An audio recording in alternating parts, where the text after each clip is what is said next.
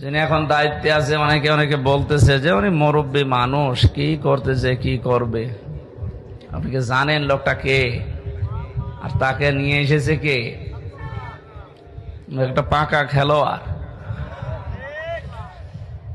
বঙ্গবন্ধুর মূর্তি যখন মোড়াল যখন ভাঙা হচ্ছিল, লোকেরা জিজ্ঞাসা করেছিল, স্যার ওনার মেয়ে চলে গেল 1:30টায়, বিকাল 5টা বাজতে বাজতে তো আর কেউ কোনো জায়গায় থাকছে না, সব মাটির সাথে মিশে যাচ্ছে। ওনার বাবার যে মূর্তি ভাঙে মানুষ, আপনি কিছু বলবেন না?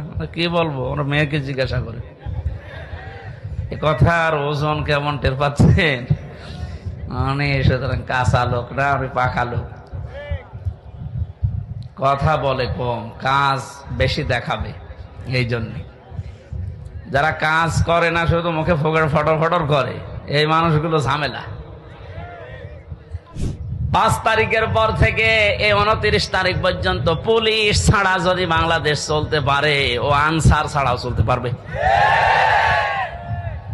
আপনাদের অধিকারের বিরুদ্ধে আমি না, অধিকার আদায় করেন, বৈষম্য দূর করার জন্য, যেহেতু এ দেশটা স্বাধীন হয়েছে, করেন, কিন্তু সময় বুঝে তো। উনি এখনই শুরু করে দিয়েছেন, লোকটাকে কিছু গোছাতে দেবেন তো। কত ঋণ তার মাথার উপর আপনি রেখে পালিয়ে গেলেন, আপনি টের পাচ্ছেন? সেটা দাঁড়িয়ে আছে এখনো। তাকে একটু সময় দেন, সে একটু গুছিয়ে নিক। না, এখনই আমারে দেওয়া লাগবে। আসেন, সামনে আসেন, আপনার বাহিনী তুলে দেওয়া হবে। এখানে বিশৃঙ্খলা যারা করছেন, আজ বিদ্রোহ ঘোষণা করছেন, আপনিও আল্লাহর মামলার আসামি। পারে নাই প্রথমে হিন্দুদের দিয়ে, হালে পানি নেয়নি, এরপরে প্রধান বিচারপতিকে দিয়ে একটা চেষ্টা চালিয়েছিল, আল্লাহ নষ্ট করে দিয়েছে।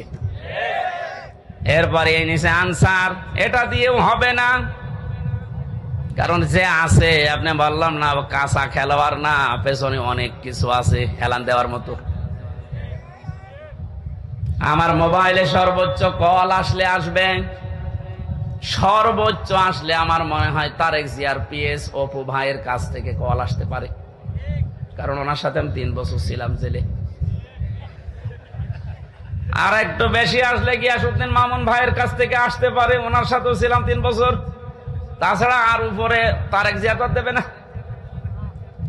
আর ডক্টর মোহাম্মদ ইউনূসের মোবাইলে কল আসে বারাক ওবামার কাছ থেকে, জো বাইডেনের কাছ থেকে, শি জিনপিং এর কাছ থেকে।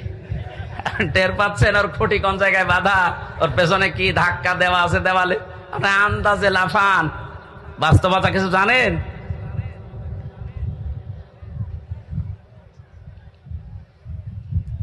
আজ অনেকে আপার কাছ থেকে মোবাইলে কল পেয়ে বলছে, আপা ঘাবড়াবেন না, আপনি ঘাবড়ালে আমরা নরম হয়ে যাই। একটা পাগল, কোন জামানায়, কোন দেশে, কোন গর্তের ভেতরে আছে, ও টের পাচ্ছে যে লোকটা কি, যে লোকটা ভারতকে এই থ্রেট দিতে পারে, বেশি ঝামেলা করলে 7 সিস্টার উড়িয়ে দেব, তার পেছনে কি